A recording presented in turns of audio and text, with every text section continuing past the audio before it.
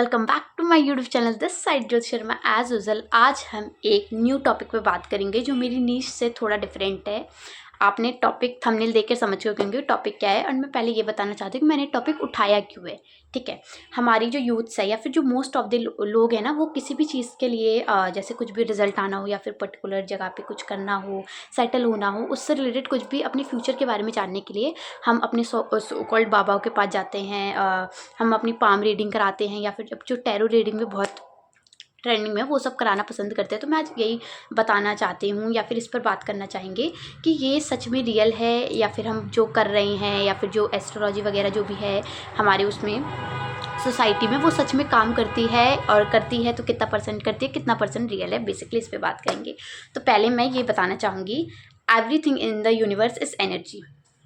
Universe में जो भी हो रहा है वो एक पर्टिकुलर चीज़ पर वाइब्रेट कर रहा है। फॉर एग्जांपल रेडियो हो गया या फिर ये टेलीफोन वाईफाई है, ये भी एक वायर है जो नेक्ड आई से हम दे नहीं सकते, उस चीज़ पर वाइब्रेट कर रहा है। तो बेसिकली ऐसी हमारी एनर्जीज़ हैं जो पर्टिकुलर जो प्लैनेट्स हैं वो हमें इन्फ्लुएंस कर रहे हैं या फिर हमारे पर्टिकुलर एरिया, लाइफ के जो एरिया है उन वहाँ पर डोमिनेट कर रहे हैं। ठीक है, बट ये कितना परसेंट रियल है, कितना परसेंट फेक है, पॉइंट ये है मेन। ठीक है, क्योंकि सबको पता है एस्ट्रोलॉजी हमारे बहुत पुराने वेदों से ही निकला हुआ कहीं से अंश है, एंड जो पामिस्ट्री वगैरह वहीं से आए। बट जो टैरो रीडिंग है मैं उसे गलत नहीं बोलूँगी, बट वो हमारे ही जो टाइम मोस्ट ऑफ दी हमारी जो यूथ्स है जो ट्रेंड नहीं बनते जा रहे, जैसे बर्गर पिज़्ज़ा आ गया हमारे फास्ट फूड के अंदर, ऐसे ही वो चीज़ भी आई है। मैं ये नहीं कहूँगी वो गलत है, बट मैं ये भी नहीं कहूँगी पूरी तरीके से सही है, क्योंकि वो करंट एनर्जीज़ पर काम करती है। वहीं एस्ट्रोलॉजी होती है वो आपके जो जब आपके बर्थ टाइम पे जो प्लैनेट्स का जो प्लेसमेंट था उसका एक फोटोकॉपी है, या फिर आप कह सकते हैं एक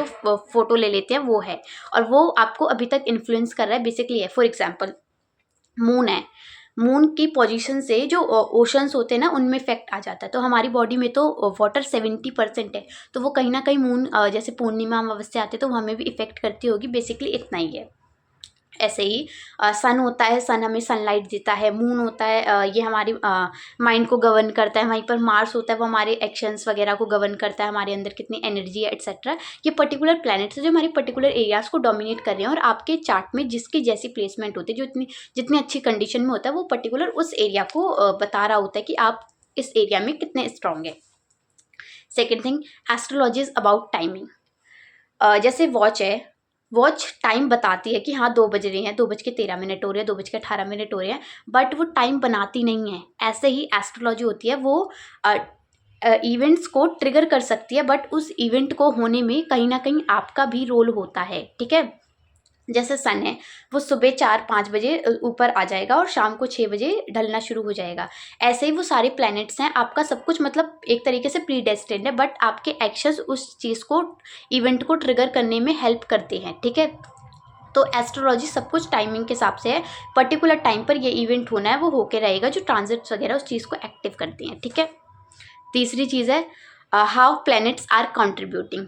फॉर एग्जांपल हमारे सोलर प्लैनेट्स, हमारे सोलर सिस्टम में 9 प्लैनेट्स है, जो कि वीनस, जुपिटर, सैटर्न, ये सब तो बहुत है। यूरेनस, नेपच्यून को हम इतना नहीं लेते हैं चार्ट के अंदर।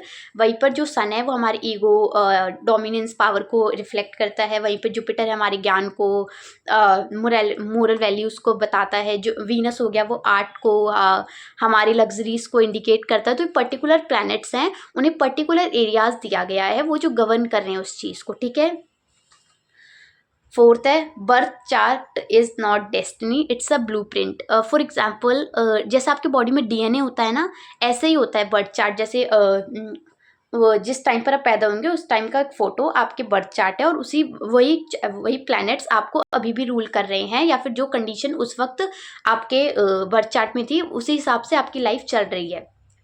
फॉर एग्जाम्पल जुपिटर बहुत अच्छी कंडीशन में था तो आपकी लाइफ में ज्ञान बहुत अच्छा रहेगा, आपका लक बहुत साथ देगा आपका। वहीं पर किसी का जुपिटर एफिलेक्टेड हो जाता है या फिर बहुत बुरी कंडीशन में होता है जब वो पैदा हुआ था, तो उसका ओवरऑल पीरियड ऑफ टाइम ना लाइफ में उसे कहीं ना कहीं इन चीज़ें लैक ऑफ मतलब विजडम रहेगा, lack of power, sorry lack of वो रहेगा, लक रहेगा। तो ये सब चीज़ें उसे ट्रिगर करेंगी।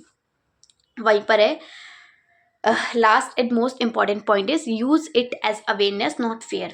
एस्ट्रोलॉजी काम करती है रियल है। प्लैनेट्स आपको इन्फ्लुएंस करते हैं, आपके पर्टिकुलर एरियाज ऑफ लाइफ को डोमिनेट करते हैं, आप माने या ना माने। बट मैं एस्ट्रोलॉजी को एज अ फियर, अरे उसने तो ऐसा बोल दिया अब तो वो होके रहेगा, मैं ऐसा नहीं, एज अवेयरनेस यूज़ कर सकते हैं। वो आपकी वीकनेस स्ट्रेंथ्स को बताते हैं कि कहाँ पर आप ज़्यादा अच्छा कर सकते हैं, कहाँ पे नहीं कर सकते हैं। आपका चार्ट एक तरीके से ना आपका आप लक कह सकते हैं काम करता है। जब आपको अपनी चीज़ें पता होती है कि मेरे साथ पर्टिकुलर टाइम में ये होगा, तो आप थोड़ा उस चीज़ के लिए प्रिपेयर हो सकते हैं। लाइक आपको पता है इस टाइम पर मुझे ये चीज़, मेरा टफ पीरियड रहेगा, तो आप खुद को ज़्यादा करेजफुल बना सकते हैं कि हाँ मुझे इस टाइम पे टूटना नहीं है, ऐसा रहना है।